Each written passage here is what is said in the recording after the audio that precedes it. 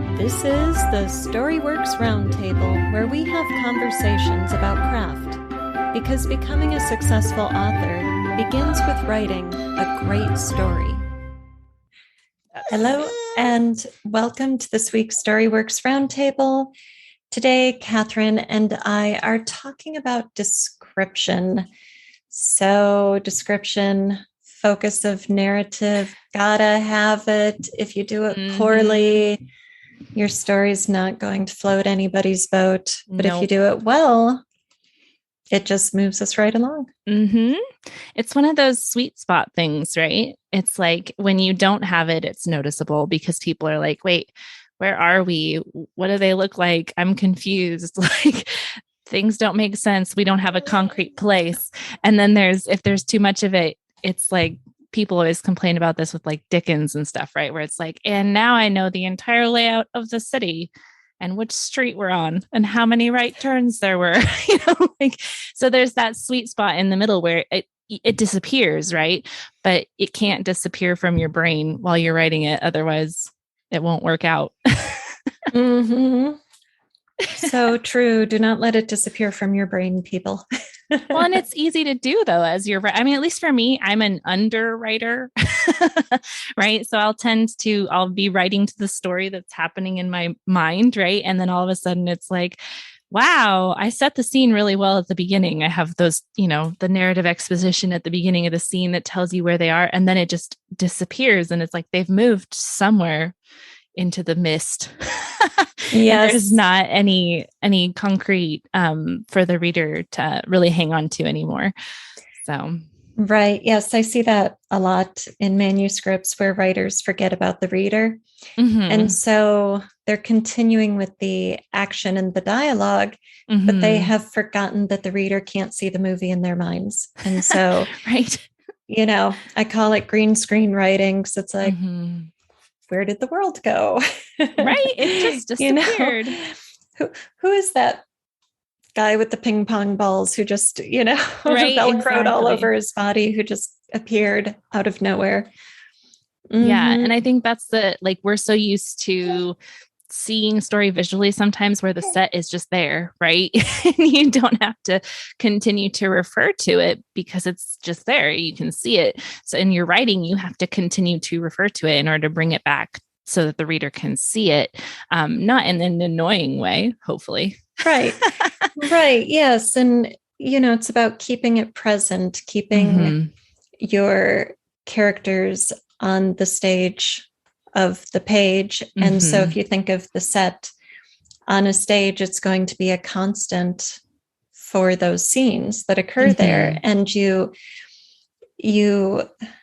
need that because we interact with our worlds. We aren't creating story in a vacuum. So if you don't have that, you might get away with it for a little bit, but then the reader's going to start feeling ungrounded in the story. Yeah. We lose touch with the world, and our characters need to interact with things. Yes. With environment.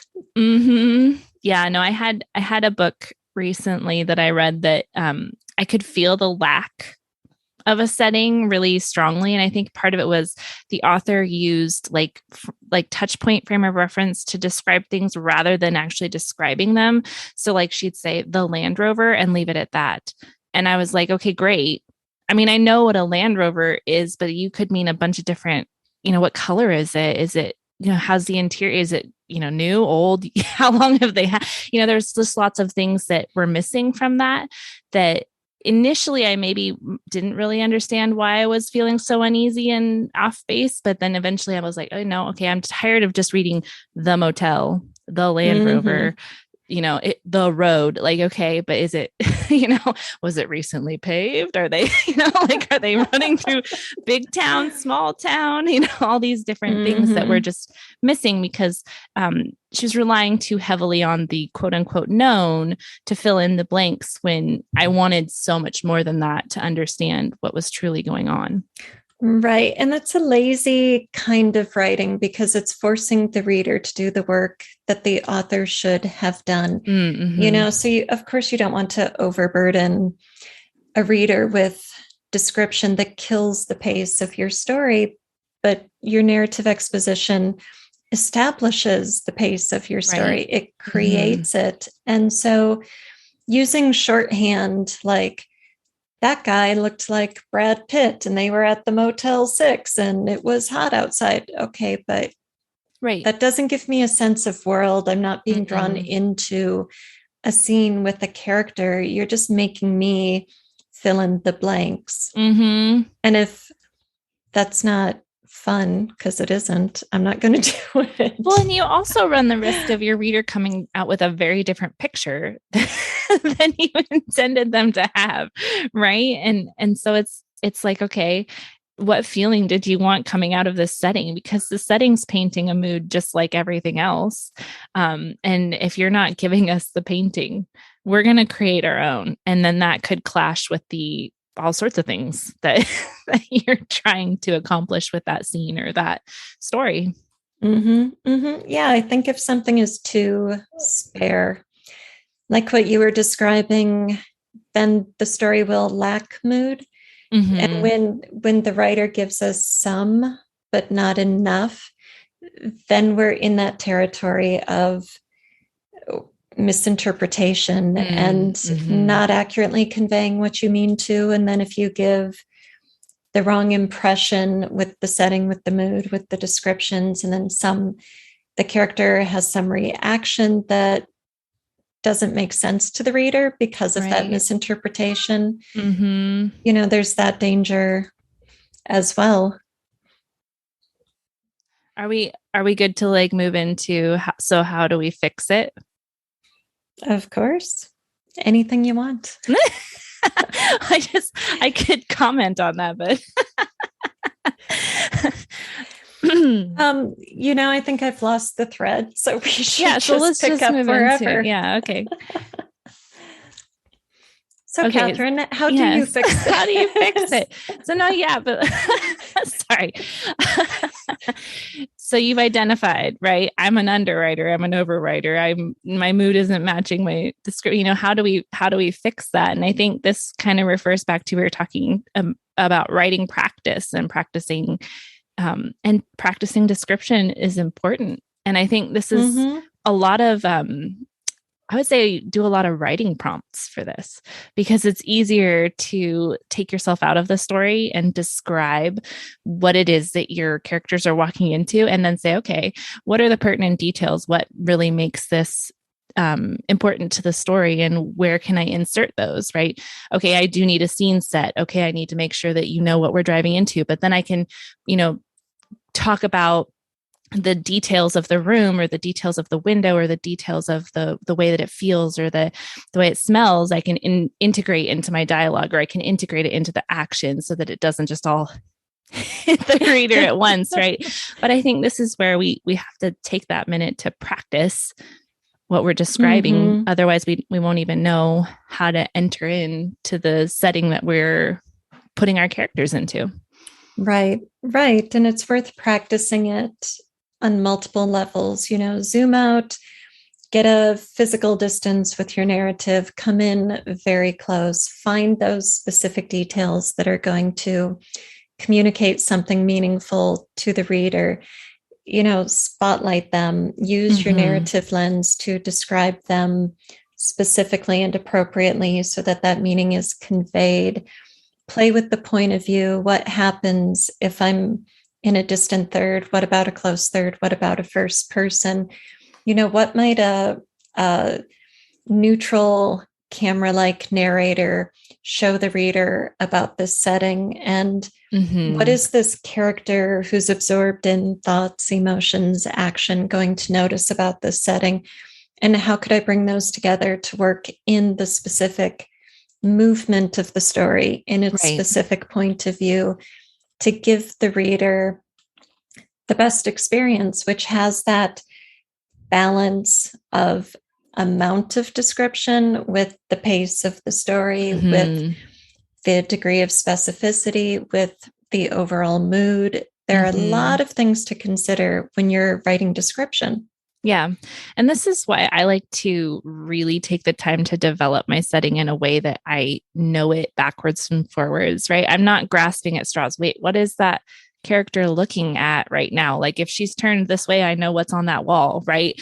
Or I know where they're going. And this can be really tricky if you have lots and lots of important settings and you're not just having like a pass through moment, right? But where you have the character sit for a while, I think it does take time to know that. It's the same kind of level of development as your character because your setting is so important.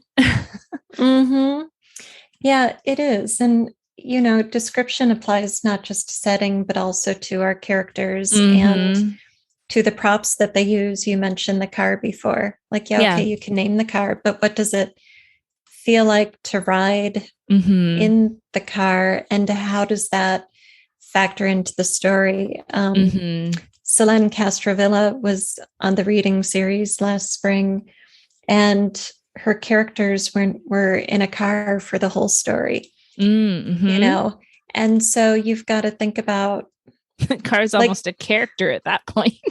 Yeah. And if you go back and listen to that episode and listen to her story, there's the air conditioner, there's the music on the radio, there's the two characters in a confined space. They can't escape each other, having this dialogue. And all of that factors into the tension of the scene. Yeah. You could just say they were on a road trip, they were in the car for 3 hours, and then do the dialogue. But then why are they in a car? Who cares? If it isn't going to matter, don't put them there. Right, exactly. This reminds me of the story that we read. Wasn't that the Hemingway story that we talked about on The this? Cat in the Rain. Yeah, where they were in the hotel in Italy, right? Like why bother talking about the hotel in Italy and the statue in the front, if it doesn't matter, if it doesn't make a difference. And yeah, these are the set pieces, right? Not just the setting, but the set pieces, the things that the characters use, the way that they interact with them. And talking about character description, talk about a tricky art form. Yes. Knowing when to talk about what they look like or how they feel about what they look like. I mean, all these different things that can really make or break the scene. And if you don't talk about them, the reader doesn't know. Right. Well, and your character risks being a cardboard cutout if they don't have an appearance that is specific and that is part of the story. Right. Exactly. For minor characters, we don't care about whatever. Just give them a title, not a name, like the waitress or the car mechanic, because we're going to see them for a few sentences and they're gone. But the more time a character gets, the more words, the more we want to see them. Yeah. And even with those minor characters and stuff, picking the way that you describe them is going to reveal things about the character who, maybe whose lens we're looking through, right? So if she describes the waitress as petite and pretty, right, then that's going to be a reflection on maybe how she sees herself. Or, the car mechanic was looming, it's the impression that he leaves, right? So you don't necessarily need to know what color the waitress's hair was or what her eye color was. And the reader doesn't either. Right. And I think that's what we get so hung up on, physical description, but description is so much more than just that she had blonde hair and blue eyes, right? It was, the impression that she makes upon the character or upon the story. Right. Right. And I like when you said looming, because the impression the character makes for these minor players could be in the dialogue tag or in what's said. So maybe our point of view character doesn't actually look up from the menu, but if the waitress says, "What can I get you, hun?" that's very different from the specials today are sea bass and, blah, blah, blah. Exactly. Right. And so it's still communicating something meaningful about the character. Right. Exactly. It's still description. Even if it's hidden amongst the dialogue or the dialogue tags or, there's all these little different things that we can do. Yes. Do you have any description pet peeves? Oh, goodness. Or anything you struggle with in your own writing? I just hate the, let's introduce you to this character. Here's the paragraph about how they look. That one drives me crazy. And I also hate when it feels like I don't quite understand the lens from which I am looking, if that makes sense. So like, where am I standing in this room that I see it like this? Or, I'm lost halfway through just the description because, take a left from there or straight ahead from here, but I don't have that center point. Like I don't understand what's straight ahead from where. So I think there's that needing to be centered and to have it integrated into something that makes sense and I don't get lost. And unfortunately, I don't know whether this is just because the author is so in it that they don't understand that they don't make sense, or the editing or the feedback hasn't been such that they don't notice it. But it feels like that happens more often than not in the opening chapters sometimes. So if you're listening to this podcast, you are probably a writer, and you've maybe heard me talk about the StoryWorks reading series. It is the new branch in the StoryWorks family tree. It is a literary journal podcast. That's right, a hybrid, a literary journal for your ears, with a print anthology at the end of the year of the best of the podcast. I am open for submissions and I want to see your best prose right now. I am taking both fiction and creative non-fiction. You can read the guidelines and submit your work at storyworkspodcast.com/submit. What are you waiting for? It's time to see your stories published and sit on the other side of this microphone from me. Have a conversation about your storycraft.